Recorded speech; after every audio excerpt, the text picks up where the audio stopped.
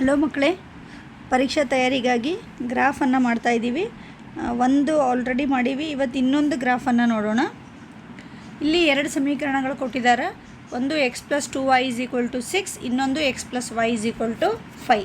Same ಯಾವುದೇ graph ಕೊಟ್ಟರು ಕೂಡ ಎರಡು ಟೇಬಲ್ ರೆಡಿ ಮಾಡ್ಕೋಬೇಕು. ಈ ರೀತಿ x ಮತ್ತು y, ಈ ಕಡೆ ಕೂಡ x ಮತ್ತು y ಇಷ್ಟನ್ನು ಬರ್ಕೊಂಡು ನೆಕ್ಸ್ಟ್ ಏನು ಮಾಡಬೇಕಂದ್ರೆ ಈ ಟೇಬಲಿಗೆ x+2y ಅಂದರೆ ಮೊದಲನೇ ಸಮೀಕರಣದ ಟೇಬಲ್ ಇದು, ಇನ್ನೊಂದು ಎರಡನೇ ಸಮೀಕರಣ ಟೇಬಲ್ ಇದು x+y = 5.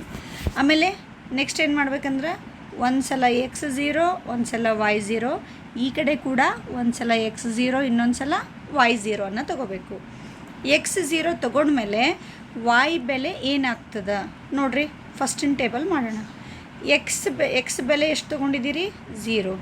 x ಬೆಲೆ 0 ತೊಗೊಂಡಾಗ x ಹೋಗಿಬಿಡ್ತು ಅಂದರೆ ಏನು ಉಳಿತು? 2y = 6.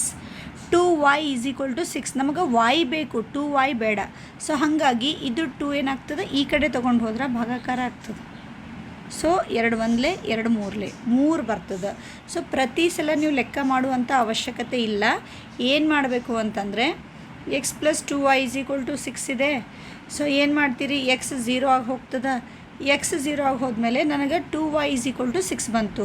ಸೊ ಇಲ್ಲಿ 2 ಇತ್ತು ಅಂದರೆ ನಿಮ್ಮ ಉತ್ತರ ಏನಾಗಿರ್ತದೆ ಅಂದರೆ ಈ ಕಡೆ ಏನು ಉತ್ತರ ಇರ್ತದೆ ಅದರದ್ದು ಅರ್ಧ. ಸೊ 2 ಆ ಕಡೆ ಹೋಗಿ ಭಾಗ ಆದರೆ ಅರ್ಧ ಮಾಡಬೇಕು. ಸೊ 6ರ ಅರ್ಧ ಅಂದರೆ ಎಷ್ಟಾಗ್ತದೆ? ಇಲ್ಲಿ 3. ಈ ಕಡೆ 2 ಬಂದಿತ್ತು ಅಂದರೆ ಆ ಕಡೆ ಆನ್ಸರ್ ನೀವು ಯಾವಾಗಲೂ ಏನು ಬರ್ಕೊಳ್ಬೇಕು ಅಂತಂದರೆ ಅರ್ಧ. ಓಕೆ, ನೆಕ್ಸ್ಟ್ ಏನು ಮಾಡಬೇಕು? ಒಂದು ಸಲ y0 ತೊಗೋಬೇಕು. y0 ತೊಗೊಂಡ್ರೆ ಇದು ಫುಲ್ ಹೋಗಿಬಿಡ್ತದೆ. y ಫುಲ್ ಹೋಯಿತು ಅಂದರೆ x ಬೆಲೆ ಎಷ್ಟು ಸಿಗ್ತದೆ ನಿಮ್ಗೆ? 6. ಒಂದು ಟೇಬಲ್ ಆಯಿತಾ?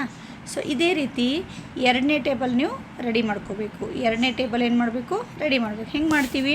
ಇಲ್ಲಿ ಕೂಡ ಒಂದು ಸಲ x0 ಒಂದು ಸಲ y0 ನೋಡಿರಿ. x0 ತೊಗೊಂಡಾಗ x ಹೋಯಿತು, y ಬೆಲೆ ಎಷ್ಟು ಸಿಕ್ತು? 5. ಅದೇ ರೀತಿ y0 ತೊಗೊಂಡಿರಿ. y0 ತೊಗೊಂಡಾಗ ಏನಾಗ್ತದೆ? y0 ತೊಗೊಂಡಾಗ y ಹೋಗ್ತದೆ. 0 ಅಂದರೆ ಇಲ್ಲ ಅದು ಬೆಲೆ. ಸೊ ಆವಾಗ x ಬೆಲೆ ಎಷ್ಟು ಸಿಗ್ತದೆ? 5. ಸೊ ಈ ರೀತಿ ಎರಡೂ ಟೇಬಲ್ಗಳನ್ನು ರೆಡಿ ಮಾಡಿಕೊಡ್ಬೇಕು. ನೆಕ್ಸ್ಟ್ ಏನು ಮಾಡಬೇಕಂದ್ರೆ ಎರಡೂ ಟೇಬಲ್ ರೆಡಿ ಆದಮೇಲೆ ಸ್ವಲ್ಪ ನೀವು ಈ ಒಂದು ಲೈನನ್ನು ನೋಡಬೇಕು, ಈ ಒಂದು ಲೈನನ್ನು ನೋಡಬೇಕು. x ಮತ್ತು y. x ಬೆಲೆ ನಿಮ್ಗೆ ಇಲ್ಲಿ ಏನಿದೆ ಅಂತಂದ್ರೆ 6 ಇದೆ. 0 ಮತ್ತು 6 ಅಂದರೆ 6. x ಮೇಲೆ 6, y ಮೇಲೆ 3. x ಮೇಲೆ 6 ಮತ್ತು y ಮೇಲೆ 3 ಬಿಂದುಗಳನ್ನು ನೀವು ಗ್ರಾಫ್ ಶೀಟಲ್ಲಿ ಗುರುತಿಸಬೇಕು. ನೋಡಿ, ಸೊ ಗ್ರಾಫ್ ಶೀಟ್ ರೆಡಿ ಮಾಡ್ಕೋತೀರಿ. x ಅಕ್ಷ ಬರೀತೀರಿ, y ಅಕ್ಷ ಬರೀತೀರಿ. ಸೊ ಈ ಕಡೆ ಬಲಗಡೆ ಎಲ್ಲ ಪ್ಲಸ್ ನಂಬರ್ಸ್ ಇರ್ತವೆ, ಎಡಗಡೆ ಮೈನಸ್ ನಂಬರ್ x ಅಕ್ಷದ ಮೇಲೆ, y ಅಕ್ಷದ ಮೇಲೆ ಮೇಲ್ಗಡೆ ಪ್ಲಸ್ ನಂಬರ್ ಇರ್ತವೆ, ಕೆಳಗಡೆ ಮೈನಸ್ ನಂಬರ್ ಇರ್ತವೆ. ಇಷ್ಟೆಲ್ಲ ನಿಮಗೆ ಗೊತ್ತು. ನನಗೇನು ಬೇಕು ಈಗ ಅಂತಂದರೆ x ಮೇಲೆ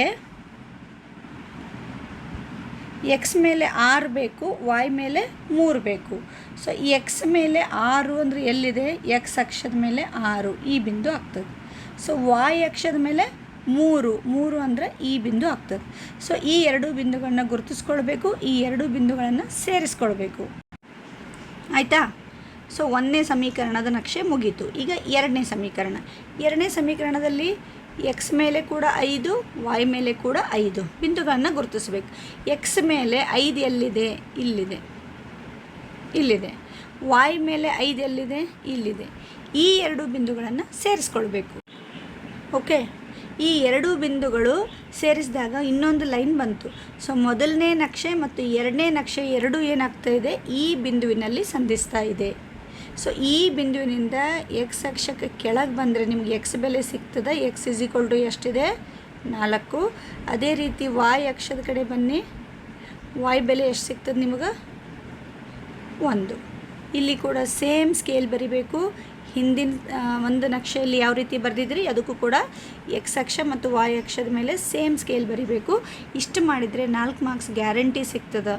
ಸೊ ನೆಕ್ಸ್ಟ್ ಇನ್ನೊಂದು 2 ಗ್ರಾಫನ್ನು ಮಾಡೋಣ. ಇದನ್ನು ಚೆನ್ನಾಗಿ ಪ್ರಾಕ್ಟೀಸ್ ಮಾಡಿ. All the best.